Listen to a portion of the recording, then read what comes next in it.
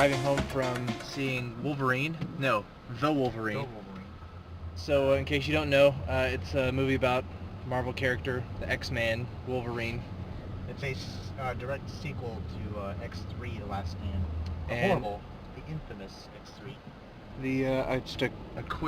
Just a quick, really brief synopsis.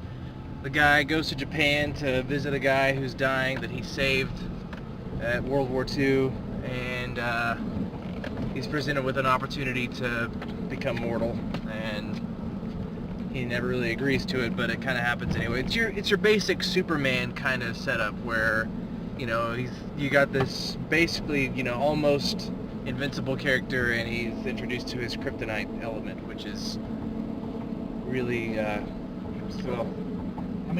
I don't want to give too much away, but he becomes vulnerable, and he's able to get hurt and stuff for a while. It is a good movie. It is. It's solid. It's not very risky. The opposite of last night. Within the first 20 minutes of the movie, you get it, and there's no twists. There's no. There's a couple. There's one or two. There's one or two little mild things that don't affect the story whatsoever. There's nothing in the plot. There's a character that you think is dead that's not dead, but it doesn't have anything to do with the story. It doesn't really. There's a lot less, mutant stuff in this one than there are generally in X-Men movies. It's a lot more realistic. It's a lot more real world, less sci-fi, and more. This is what it would be like if Wolverine was, existed in the real world. Like I said, not a lot of mutant activity, and then the last third of the movie, you got a lot of craziness, and it's all there. The robots, the mutants, it all pops up in the last third of the movie or so. But it's Hugh Jackman again. You can't have it any other way. It's like one of the best casting jobs of all time, and he's still the perfect Wolverine. You really know a lot about Wolverine. This kind of just puts everything together in terms of who he is, and it's crazy to think all the things that he has to put up with.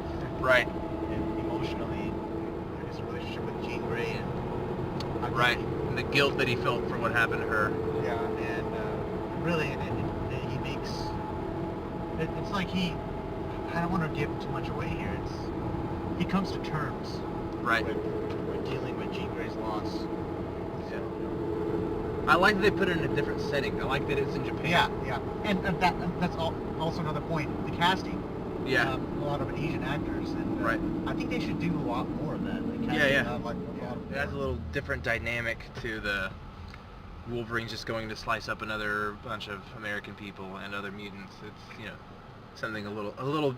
At least they're aware of the fact that we've done this a bunch of times already. So I like that. So if you're like me and you're a Wolverine fan, you absolutely can't miss the Wolverine. It really.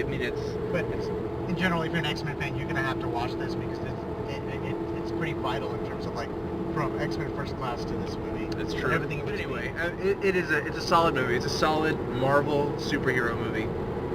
When it comes down to it, it's emotional. It has a very strong story. James said it's pretty simple. It's 20 minutes into it, but it does make you wonder what's going to happen later on. So anyway, Final verdict? On your scale from 1 to 10. I'd give it a 7. I'm actually going to agree completely and also give it a 7. So I'll watch it again, but right now I set it a 7. We may update that later. But for now, we're both 7. But for now, it's 7. If you're an X-Men fan, Marvel fan, go see this movie. It will give the story a little bit more depth. You have to. Just have to see it. All right. But until then, we will see you for Elysium in a couple days. Probably broadcasting this tonight.